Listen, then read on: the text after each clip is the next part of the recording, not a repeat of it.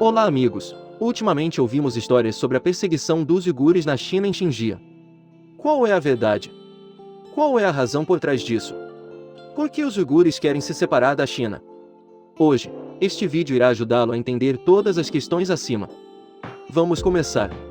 Em 1759, a dinastia Qin expandiu seu território para o oeste e conseguiu conquistar o Império dos Zungar, governado pelos mongóis desde o século XVII. Depois disso, o imperador Qianlong ordenou o genocídio do povo do Zungar e a epidemia levou ao desaparecimento quase completo desse grupo étnico. Desde então, os uigures e outros grupos étnicos aqui se tornaram súditos sob o domínio da dinastia Qin. Embora houvesse algumas revoltas locais, elas não eram grandes e foram reprimidas pela corte Qin. Em 1884, a área foi renomeada para Xinjiang, que significa Nova Fronteira, oficialmente incorporada como parte da China. Em 1912, após a Revolução Xinhai, a dinastia Qin entrou em colapso e foi substituída pela República da China. Yuan Daoua, o governante Qin de Xinjiang, fugiu e seu subordinado Yang Zhengxin se tornou o novo governante. Ele seguiu o governo ROC e foi autorizado a controlar Xinjiang como uma região autônoma, até seu assassinato em 1928. Depois disso, Qin Tuyan chegou ao poder. Essa pessoa provou ser um ditador e racista. Ele confiscou as terras dos uigures e os dividiu entre o povo Han. Levou a revoltas contra a opressão. Em 1933, os uigures ganharam e fundaram a República de Turquestão. No entanto, durou pouco tempo e foi derrotado pelo exército ROC. Então, Tendetai chegou ao poder em Xinjiang. Ele se tornou um dos poderosos senhores da guerra, durante o período em que a China se dividiu em facções. Para consolidar o poder, Tendetai pediu ajuda militar da União Soviética e permitiu que explorassem os recursos. No entanto, depois que a União Soviética enfrentou várias derrotas contra a Alemanha nazista em 1943, Tendetai mudou de aliança para a República da China. Em 1944, a União Soviética derrotou a Alemanha na Frente Oriental. Tendetai recorreu a eles pedindo ajuda para recuperar o controle de Xinjiang. Desta vez, a União Soviética recusou porque sabia que o coração dessa pessoa era imprevisível. Naquela época, o governo da República da China enviou subordinados leais para manter o Xinjiang. União Soviética, voltando-se para apoiar os uigures em revolta contra o governo da ROC. Uigures eles venceram e estabeleceram a República do Turquestão. Pela segunda vez, este governo durou 5 anos. Foi posteriormente eliminado pelo exército do Partido Comunista da China junto com a República da China em 1949. Assim, os uigures de Xinjiang se rebelaram 2 vezes e criaram seu próprio estado.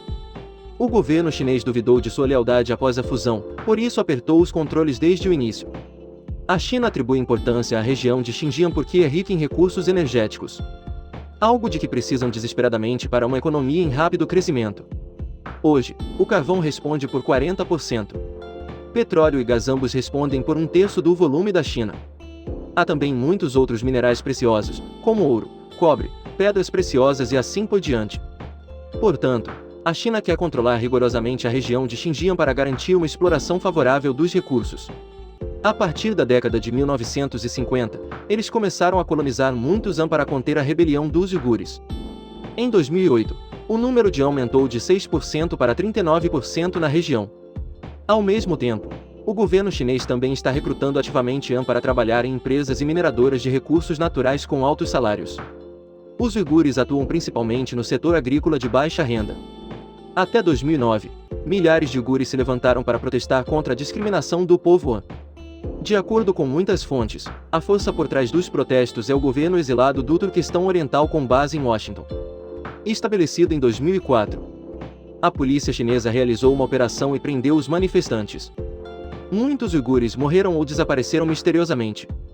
Em 2013, a China lançou sua iniciativa Belt and Road, construção de infraestruturas em Xinjiang para tornar o comércio com países estrangeiros mais conveniente.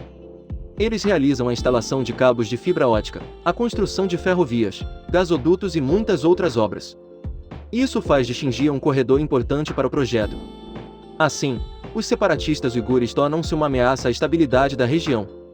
De 2016 a 2017, a China promulgou uma série de políticas destinadas a reprimir os elementos islâmicos radicais, como proibir coberturas faciais ou barbas longas. Ao mesmo tempo, eles também construíram uma prisão em grande escala para expulsar milhões de pessoas, que se acredita serem rebeldes, para dentro dela. Essas pessoas são forçadas a elogiar o Partido Comunista Chinês e a renunciar à sua crença no Islã. Eles foram torturados e maltratados como animais. No entanto, o governo chinês não reconhece isso. Dizem que os centros de detenção são centros de formação profissional. Se for esse o caso, eles deveriam gravar vídeos ao vivo para provar isso ao mundo. Atualmente, as Nações Unidas e organizações internacionais de direitos humanos acusam a China de cometer genocídio dos uigures. O Reino Unido, os Estados Unidos, o Canadá e as Nações Unidas impuseram sanções a altos funcionários chineses envolvidos na detenção e maus tratos de uigures. Dessa forma, esses funcionários têm seus ativos congelados em bancos internacionais e restringidas as viagens em países que impuseram sanções. Se a China não parar, as coisas vão piorar, especialmente o relacionamento com muitas grandes potências. O vídeo termina aqui. Obrigado por assistir tudo. Tchau e nos vemos novamente.